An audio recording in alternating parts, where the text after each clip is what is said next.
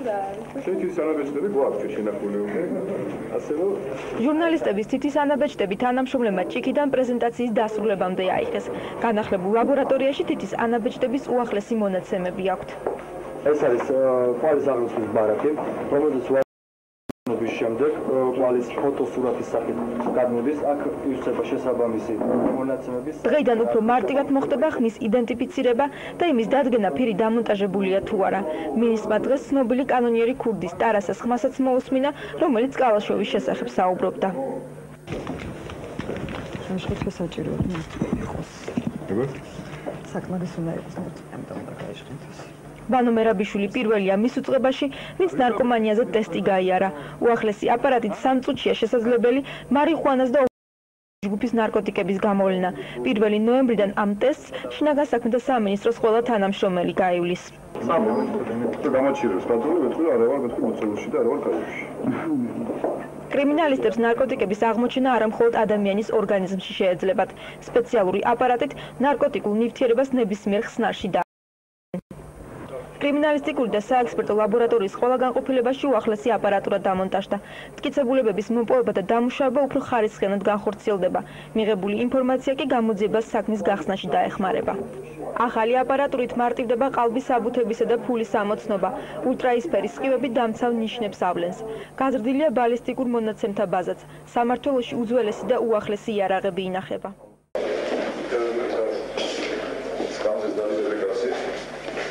ეს კაბინეტი შინაგან საქმეთა მინისტრს ყველაზე მეტად მოეწონა. ვანო მერაბიშვილი დღეს რაიონული პოლიციის განყოფილებების ახლად გარემონტებულ შენობებს ათვალიერებდა. თანხები ყველაფრისთვის სახელმწიფო ბიუჯეტიდან დაიხარჯა. შინაგან საქმეთა მინისტრის თქმით, მალე პოლიციის ნებისმიერ განყოფილებაში სამუშაოდ ყველა საჭირო პირობა იქნება შექმნილი. იქ სადაც ეს უკვე მოხდა, პოლიციელები ამბობენ, რომ ახალი ტექნიკა და მანქანა მუშაობას გაუადვილებთ. თბილისის მასშტაბით დღეს შინაგან საქმეთა 7 რაიონული სამმართველოს ახლად გარემონტებული შენობა გაიხსნა. ამდენიმეს გახსნა ხვალისთვისაც იგეგმება. ვანო მერაბიშვილი დღეს სამხარეო პოლიციას სტუმრობდა.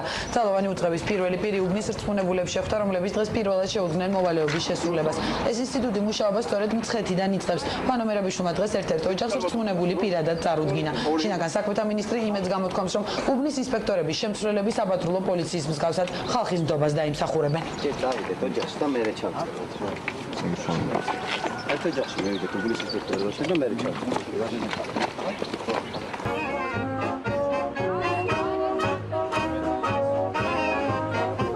შინაგან საქმეთა სამინისტროს სარიტუალო ორკესტრი მე-6-ად ისანის სამგორის რაიონში და უკვე მე-19-ად თბილისში საზეიმო მარშს პოლიციის ახალი შენობის გახსნისთვის ასრულებს. თანამედროვე არქიტექტურის მინისკონსტრუქცია ამ რაიონში მე-6 ნაგებობა იქნება, სადაც დღეიდან სამართალდამცავები იმუშავებენ.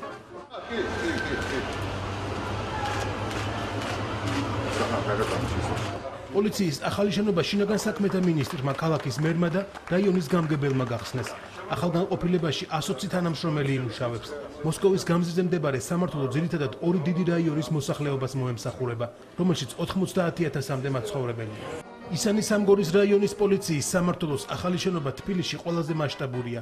საპატრულო პოლიციის განყოფილების გარდა აქვე რაიონული პროკურატურა და კონსტიტუციური უსაფრთხოების დეპარტამენტის ერთ-ერთი განყოფილება განთავსდება. ოფისი მთლიანად გამჭვირვალეა და თანამედროვე ტექნიკითაა აღჭურვილი. ისანის სამგორის პოლიციის ახალი შენობა სხვა ოფისების მსგავსად შინაგან საქმეთა სამინისტროს ინფრასტრუქტურის განვითარების პროგრამის ნაწილია. თბილისის მერიის მიერ ახალი შენობის ირგვლივ გაკეთდა მცირე ზომის სკვერიც, სადაც გარე განათების თანამედროვე სისტემა დამონტაჟდა. რუსთავში პოლიციის სამმართველოს ახალი შენობა გაიხსნა. ოფისი ევროსტანდარტებითაა აღჭურვილი. პოლიციის სამმართველოში 70-მდე ახალი სამუშაო ადგილი შეიქმნა. ოფისის გახსნას დღეს შინაგან საქმეთა მინისტრი და ქვემო ქართლის გუბერნატორი პირადად ესწრებოდნენ.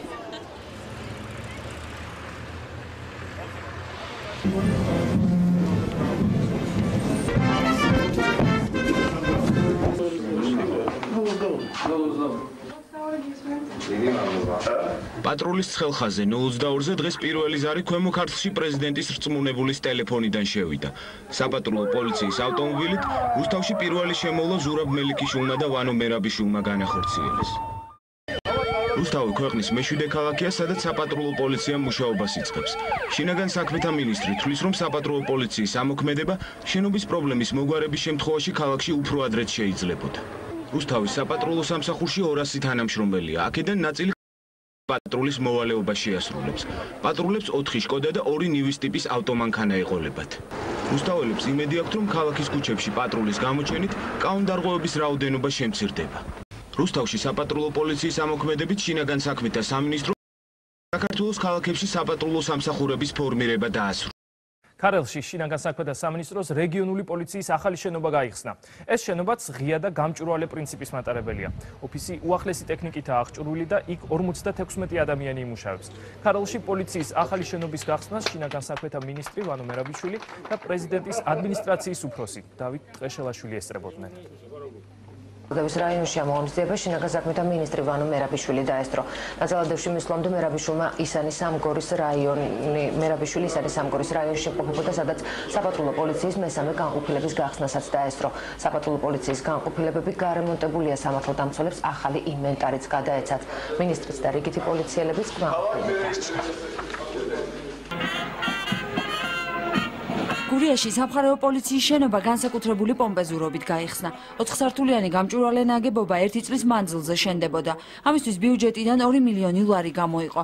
ზურგეთში თანამედროვე ტექნიკით აღჭურვილი შენობის გახსნას დღეს პრემიერი გილაური, შინაგან საქმეთა მინისტრი ვანო მერაბიშვილი, დავით ტყეშელაშვილი და ალეკო ხეთაგური დაესწრნენ. პოლიციის ახალი ოფისი დღეს სკოლის მოსწავლეებმაც დაათვალიერეს.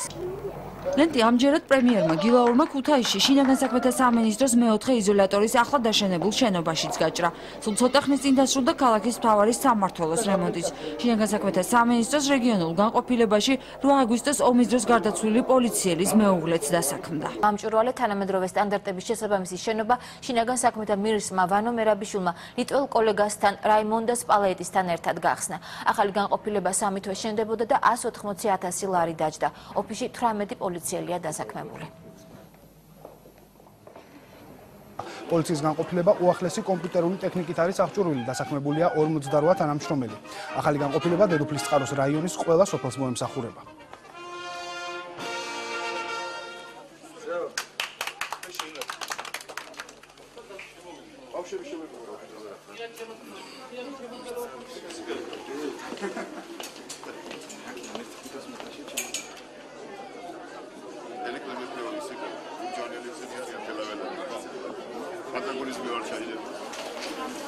ვანო მერაბიშვილმა პოლიციის ახალი განყოფილება გახსნა და პოლიციელებს და გამზირის მცხოვრებლებს დღევანდელი დღე მიულოცა.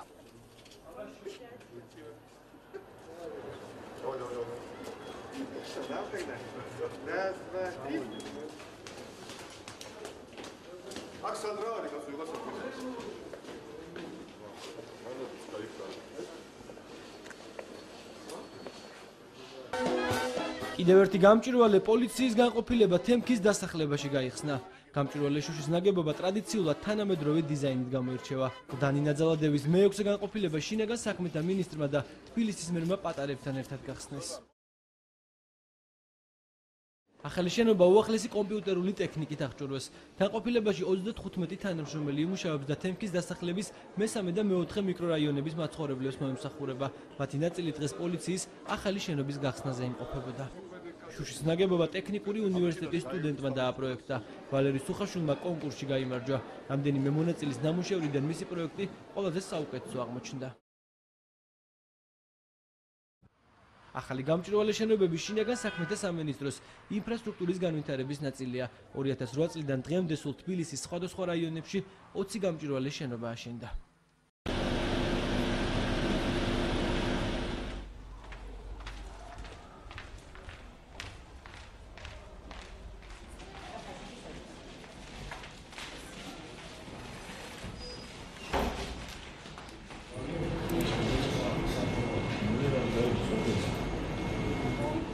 После этого переходите на тест. В середине будет задание, внизу будет. Допустим, они сдают устно.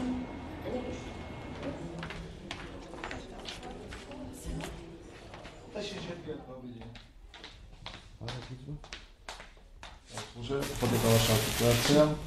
Спасибо. Добро пожаловать в полицейское отделение. Вы там еще не сбите. Гипарска, гигавата, гайде, это и кире.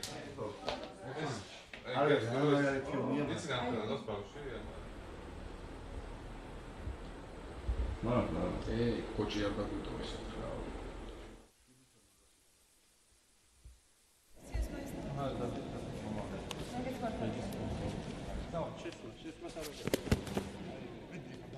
დაბლა რო დააგდებ, დაიჭირე ეს. და, მიშტი. Упади. Давай, начинай. Вот так. Иди как.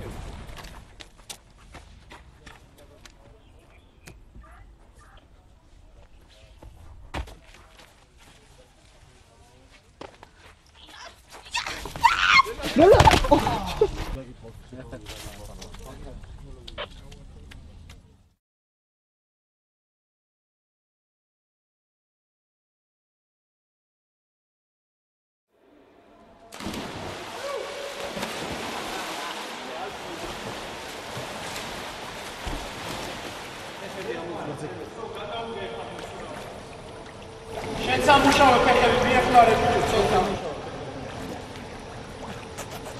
საკმარისი.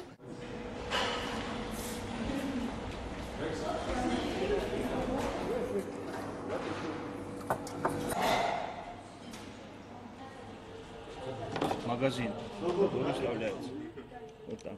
Держите и цельте приблизительно в грудь. Не в голову.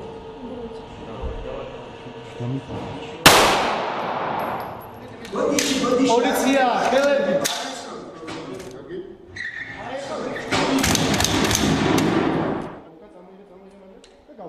აი ეს. ანუ აკეთებ ესეთ რაღაცებს, თან უმიზნებ მეგრე ორივე ხელით. გამიგე? შენ ხო იცი მაგის დამოხტვა როგორ წინ. ხო. ოპელი, ადრე გავაჩერე ოდომანქანა. ურავზე შემოდე. პოლიცია დაემორჩილებდან. კვეთრი მოძრაობა არ გააკეთო, თორემ გესური იცოდი.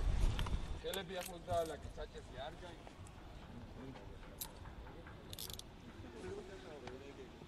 თქვენ დაკავებული ხართ პოლიციის წინააღმდეგობის გაწევისათვის. გაქვთ უმილისუფლება. ყველაფერი, რასაც იტყვით, თქვენ წინააღმდეგ იქნება გამოყენებული სასამართლოში.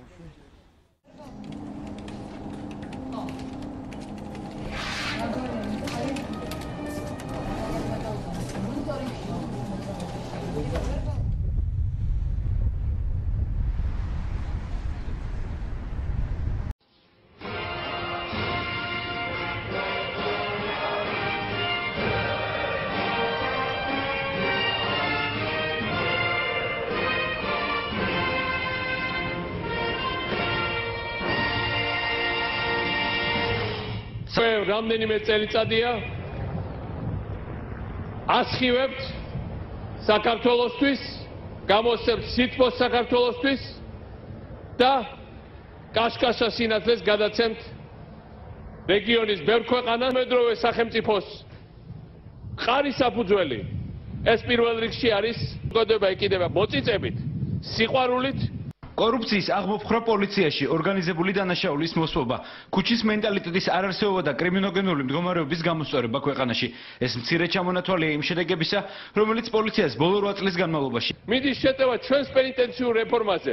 იმიტომ რომ ყველაფერი ეს განასახიერებს ახალ საქართველოს და შეტევა ჩამორჩენილი მაჩანჩალა დანამატი კი არ ვიქნებოდით იმპერიული სივრცის, არამედ ყველგან დაწყებული ყოფილი იმპერიის ჩაგრული ქვეყნებიდან და დამთავრებული თვითონ ამ იმპერიის დედაქალაქით ყველანი ლაპარაკებდნენ საქართველოს რეფორმებზე და საქართველოს წარმატებებზე. რომ ქვეყანა, რომელსაც არ აქვს ნავთობი და გაზი, მხოლოდ განსაკუთრებულ დავალებათა სამმართველოს თანამშრომლებმა გაიარეს. ისინი 2008 წლის რუსეთის აგრესიის შემდეგ ოკუპირებულ სოფლებთან მორიგეობენ და ქართული მოსახლეობის უსაფრთხოებას იცავენ. პოლიციის დღეს ბათუმის ახალ ბულვარში შინაგან საქმეთა სამინისტროს ყველა დანაყოფი გამოვიდა. დანაყოფები ერთმანეთისგან ახალი ფორმებით გამოირჩეოდნენ. ქართული პოლიციის დღე თანამშრომლებს ვანომერა საქმეთა მინისტრმა ჩაიბარეს შესრულდა საქართველოს სიმნიც. ამის შემდეგ კი მიხეილ სააკაშვილმა გორის ცენტრში შეკრებილებს მიმართა და პოლიციის რეფორმაზე ისაუბრა. მისი თქმით, ძალიან მნიშვნელოვანია თუ როგორ შეიცვალა საზოგადოების დამოკიდებულება პოლიციის მიმართ. მან ასევე პატივი მიაგო ყველა იმ პოლიციელის ხსოვნას, რომლებიც პროფესიული საქმიანობის დროს დაიღუპნენ. დასასრულს კი მან ქართული პოლიციის საქმეში შეტანილი წვლილისთვის შინაგან საქმეთა მინისტრი ვანო მერაბიშვილი წმინდა გიორგის ორდენით დააჯილდოვა.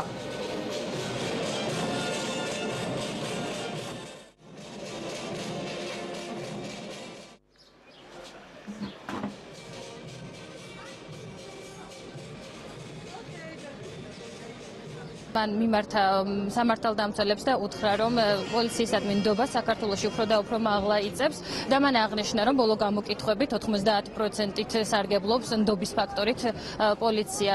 პრეზიდენტმა პოლიციის ნდობა შეადარა საპატრიარქოსადმი ნდობასაც და ჩვენ ახლა შეგვიძლია უფრო უკეთ მოვისმინოთ მიხეილ სააკაშვილის სიტყვით გამოსვლა, რომელიც დაახლოებით 40 წუთს გაგრძელდა.